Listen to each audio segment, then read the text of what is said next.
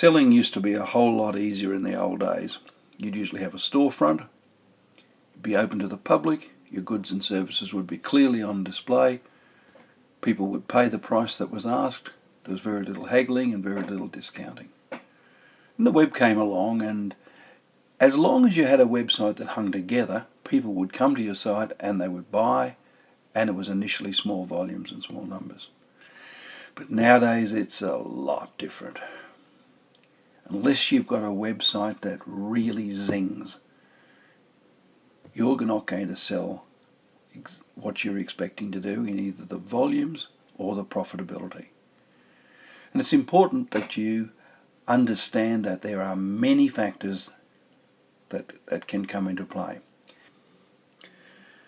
At Simply Better Performance, we've identified 10 key factors that really need to be addressed if you want a website that really sells. And in this PowerPoint presentation, we'll give you a high-level overview of those 10 factors, and we'll tell you how you can get the nitty-gritty to actually fix your problems. On this slide, you'll see that we've listed 10 key factors: findability, wow factor, customer usability, efficiency and reliability, customer relationship, a very big question, return and future business, exceptions handling, extendability of what you have as a web presence, cost effectiveness and profitability, and the wrapper, which is competitiveness. We're going to go through each of these items for a couple of minutes to give you a high-level overview of the issues that you need to have correctly handled.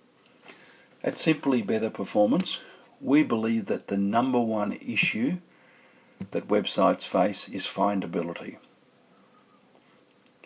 It's very hard to actually make a honest assessment of the findability of a website, because if you ask yourself to look at it, you know exactly how to get to your website.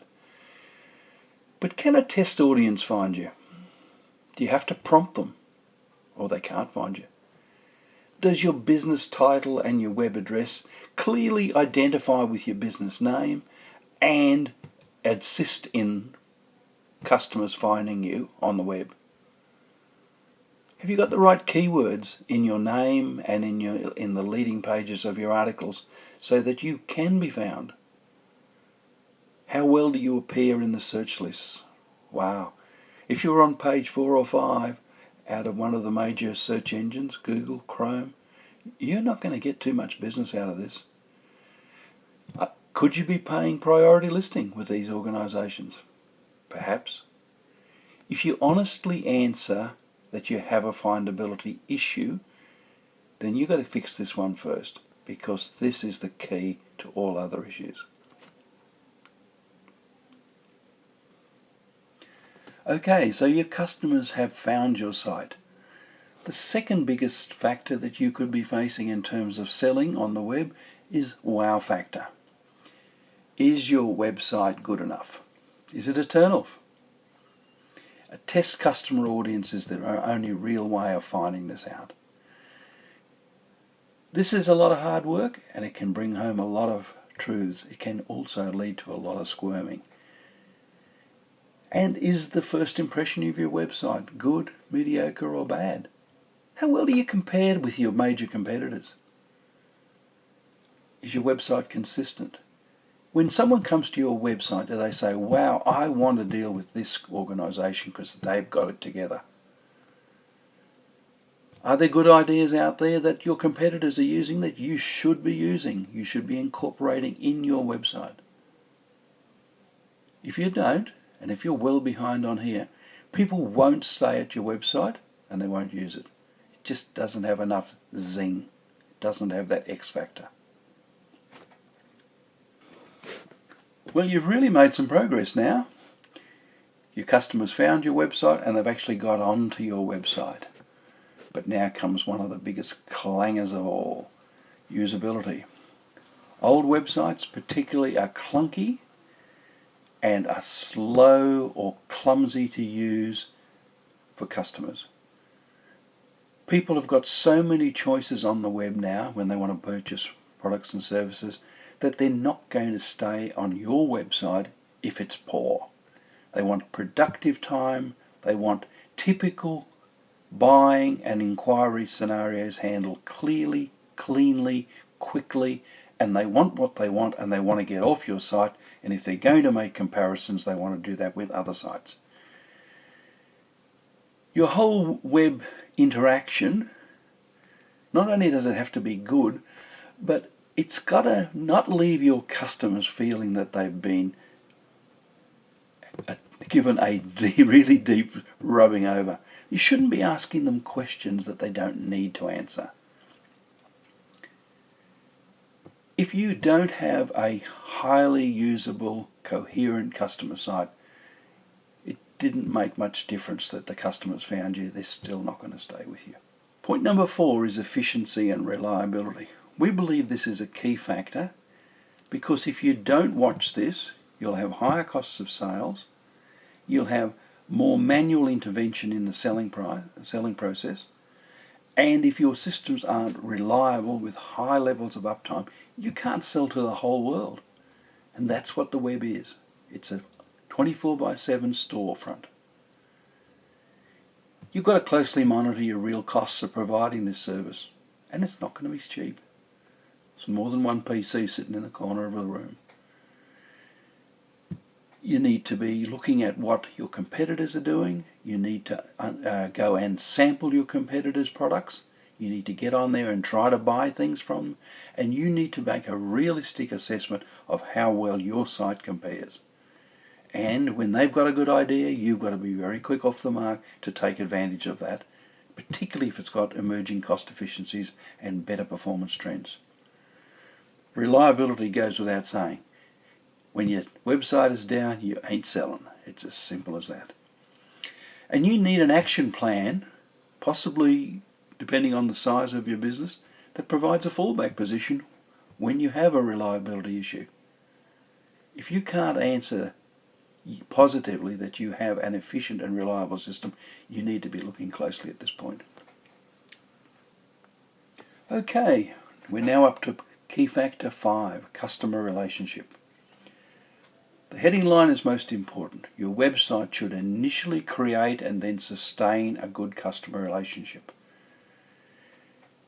Okay, initially create means that you have the right sort of language used throughout your website, not abusive, not abrasive. You should check your language for its cultural sensitivities too, particularly if you're selling to the world. Look for customer feedback and reaction trends. Reward customers who give you feedback and who find possibly small errors on your website. Reward them with something. Check your own site as a pretend customer. The customer relationship is not just your website, but quite often you'll have other processes that involve customer service people dealing with the dispatch and delivery of goods and services. Your customer-facing organisation is a key part of your customer relationship function, and they need to echo and to carry on that same level of seamless business interaction with you. Retrain your people if they're not up to the mark. Get rid of them if they're not up to the mark. It's no point in spending millions on a website if your customer handling people just don't cut it. If you answer no to any of these customer relationship questions, you're unlikely to be optimized as a website. Highly unlikely. And you could have got people all the way through to this point and then you've lost them. And they won't come back. Hardly ever do they return. This naturally leads us to key factor number 6. Handling return and future business. Returning customers, really good business. Low fraud factor. If those returning customers are in a business-to-business relationship with you, they're usually very efficient, they don't waste time, they don't waste your time. So you've got to serve returning customers and regular customers and the future business that returning customers can generate. You've got to protect that very strongly. It also costs you less money to get a return customer. All you've got to do is have a good customer satisfaction level from the first interaction for your customers to believe you're a credible, honest, honourable decent organisation, and what you said you'd deliver, you did deliver. But things can start off good and they can go off the boil, as you well know. So you've got to get in there and you've got to look at your returning customers. You've got to do some tracking and reporting.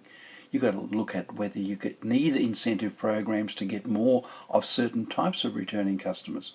You've got to look at your competitors and see what they're doing.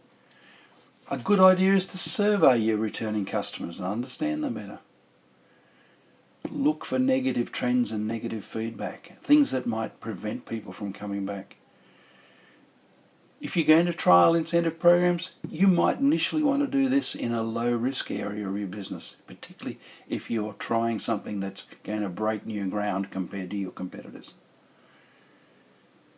And obviously your return customers, you need to create a nearness and dearness with them. Looking at programs of offers to them. Early bird offers don't necessarily involve discounts. You can just let them have early access to things.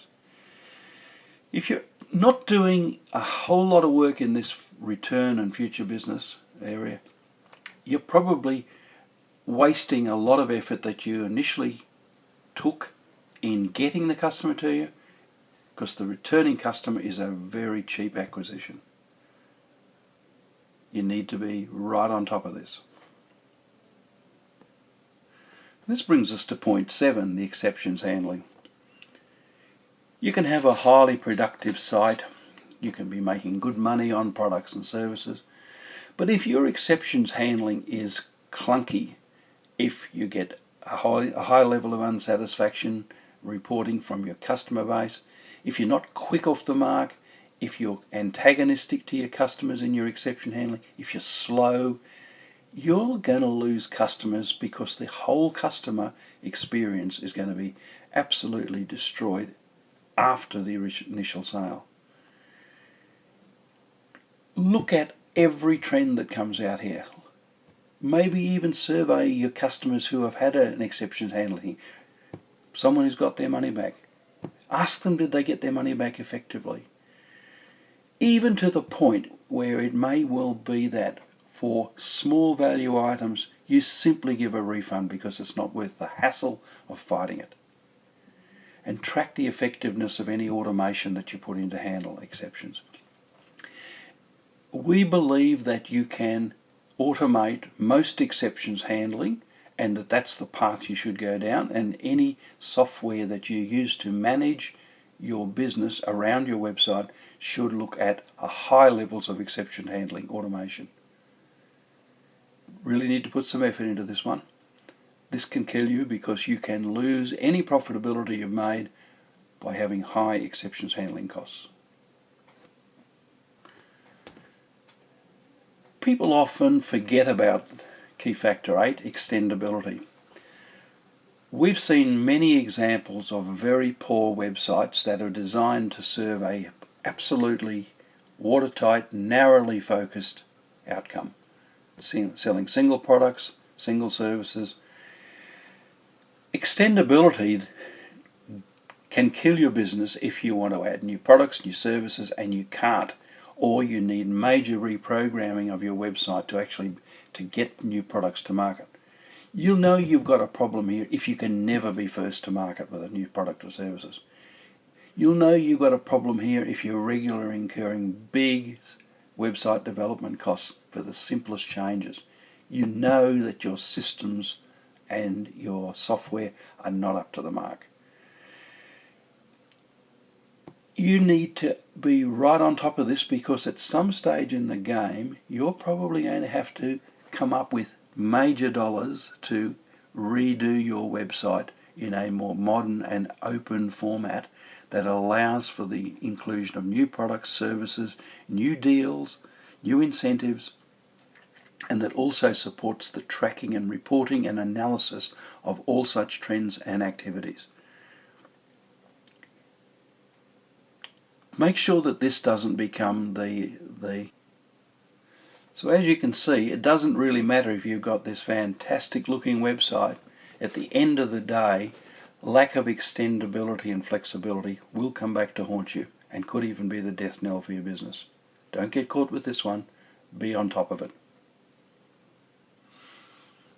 We've been asked why we bundle together cost effectiveness and profitability. Well, when you're producing goods and services to sell on the web, you're usually doing some value add to the source material, and you're looking at making a profit on most of those steps in the process. You need to know that you've got the best mechanism of producing or adding value at every point in the whole selling cycle, from the obtaining products and services that you're going to sell through to the addressing, shipping, and the closure of those items, including the financial settlement. It's a no-brainer to say avoid selling at a loss. But if you don't know all of the costs, all of the build-up costs that go through in your whole delivery chain, you could be selling things that seem to be sold at a profit, and you could be actually losing money on it. Things that can kill you in this area are customer support and refunds and warranties.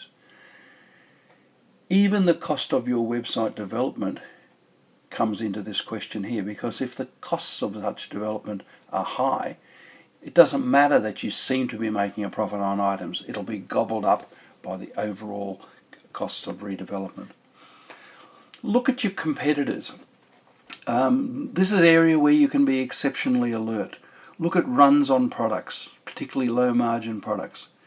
Look at your supply and delivery chain if they can't give you a consistent longer term price for the items that you obtain to produce your goods and services. Watch your competitors. If all of a sudden they stop selling something and you're selling it at a discount rate, you'd have to ask yourself why. And the early adoption of emerging and more cost-effective business operating mechanisms and processes needs to be high on your agenda too. Because if someone else is doing something in the way of selling via the web and they're doing it more cost-effectively and profitably, you're going to have to adopt that, or your profitability will be less, and potentially the ability of your competitors to undercut you and to drive you out of business is high. Don't make a mess on this one. It's very important that you are tracking, reporting, and analysing your cost effectiveness and profitability. Our final key factor is number 10, competitiveness. As we said at the start, this is a wrapper for everything. It looks at everything in your cycle. Can they find you? Are you a viable site? Do your customers like to come there? Are you handling your customers correctly? Is your website up to date? Making sure that it is a desirable place for your web customers to come to. Regularly check your competitors to make sure that they're not doing something that makes them more competitive than you, or at least they're not doing it for very long before you catch up or overtake them. Surveying your customers is a good way of keeping up to date with what your customers want and keeping you competitive. Everything in this competitiveness area can be driven with input from your marketing department if you have one. You need to know where you are positioned in the market, and you need to know what you have to do to keep competitive in the areas of business that you wish to serve. This brings it all together. The overall wrapper for all of the key factors concerning your website result in its competitiveness. Okay, it's time to summarise what we've told you. In a little over 15 minutes, we've tried to give you a high-level coverage on all of the factors that we think could be preventing your website from really selling. We now know that you're going to want to get down to the nitty-gritty, and even if we've given you the 10 key factors and you start to list things behind those factors that are likely to be causing problems, you're probably going to need some help. We've done a lot of work in this area, and we can help. Fortunately, that help is now available via the internet at highly competitive prices. We want you to visit our site. This is our product launch site, www.attractivewebsite.com. Register on the site with your email address and we'll send you our free ebook. This should give you really enough information to say, hey, these guys know what they're talking about and can help me. The sample ebook, The free ebook covers most of the points at a certain level. But if you purchase our full ebook, you get all 10 points covered in great detail, and we also provide you with a tool that's based on Microsoft Excel to help you do the assessment so that you can come up with your comprehensive action plan. Don't delay. This is not something that you want to delay. Contact our website today and start getting over your selling problems. Make your website really sell. Thank you.